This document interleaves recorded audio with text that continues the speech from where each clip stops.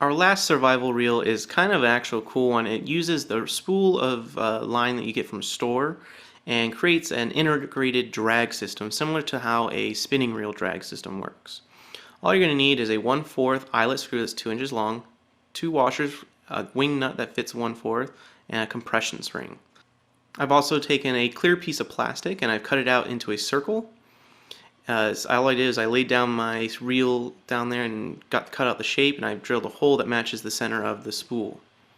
Now the spool, you want to make sure you have this plastic bottom here, because that's going to allow you to do is put hooks and sinkers and everything else in those little crevices and then put the cap over it. I like to use the clear plastic one because when I put my items in there, I can see them right away without having to keep removing that lid. Now, one thing you should be warned about is there's some spools of line out there that you buy that cut back on plastic for the environment.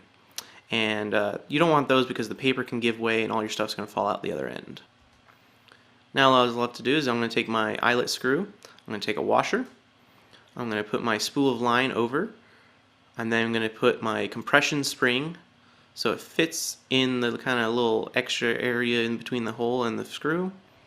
I'm going to put my cover on, then I'll put another washer, and then the wing nut. And what happens is as you tighten the wing nut down, it puts the compression on the two springs, the spring and the two washers, sorry. And what happens is it works very similar to how a reel's drag system works. The tighter that you tighten down that wing nut, the more drag that we've exerted onto the line. If you loosen it back up, the line will go out very freely like you're in free spool on a reel. So this way is very nice because you get the added advantage of a drag system, which is awesome.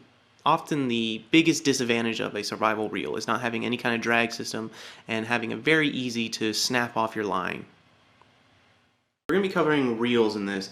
Everything on which best reel would be for you, as well as how to put line on the reels and how to properly dial in. We're going to start off with the spin reel right here. The spinning reel is actually one of my favorites, and I actually used it all the way from when I was a kid till just recently when I first bought my first bait caster.